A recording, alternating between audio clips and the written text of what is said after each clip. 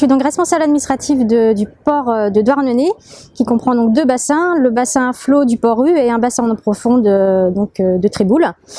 C'est un port qui a un peu moins de 1000 anneaux, donc à peu près 650 places en ponton, 250 en filière et une soixantaine de visiteurs. Il faut savoir qu'il est plus facile pour un plaisancier d'abandonner son navire plutôt que de s'en occuper. Le problème, c'est que évidemment, ça prend les places d'autres bateaux qui, eux, pourraient naviguer, et ça pose aussi un problème de trésorerie. Nous, on considère qu'on a à peu près une vingtaine de bateaux qui posent problème au port, et on s'est occupé à ce jour d'une dizaine de dossiers. Notre procédure, elle est assez simple. Évidemment, un courrier de mise en garde au départ.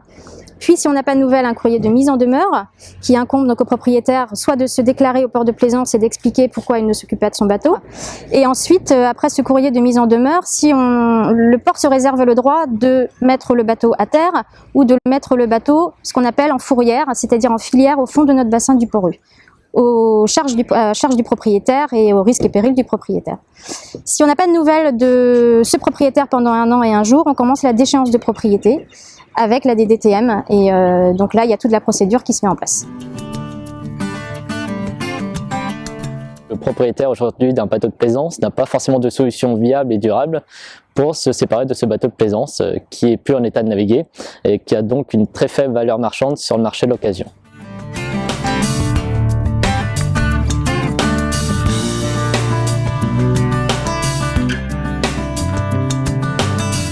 Le réseau Econav est un réseau d'une centaine de membres, des entreprises, des TPE, PME, des plus grosses structures, des associations d'usagers, des institutions de l'État comme l'ADEME, l'Agence des aires marines protégées. Et le point commun de tous ces acteurs, c'est vraiment la mise en avant du développement durable maritime. Donc Econav travaille sur le sujet de la fin de vie des navires depuis maintenant 4 ans.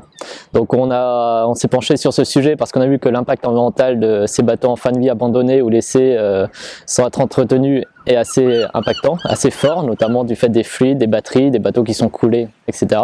Aujourd'hui, il y a des constructeurs qui sont tout à fait capables de traiter ce déchet, mais cependant on observe qu'il y a très peu de bateaux qui sont traités par ces industriels, alors qu'il y a potentiellement un nombre important de bateaux qui peuvent être traités. Donc du coup là on voit qu'il y a un peu un fossé entre la solution industrielle proposée par les professionnels et la solution perçue par le plaisancier. Parmi les leviers d'action qu'on va mettre en place, on a vu tout à l'heure qu'on voulait sensibiliser, informer les plaisanciers, d'une part. D'autre part, on veut accompagner les chantiers navals ou les ports dans des démarches administratives longues et coûteuses. Et troisième point, on veut jouer sur l'aspect plutôt économique en essayant de réduire les coûts de déconstruction. Alors pour ça, on envisage de mettre en place des opérations de collecte mutualisée ou aussi opérations de déstockage. Le but, c'est globaliser le gisement pour réduire notamment les coûts de traitement et les coûts de transport.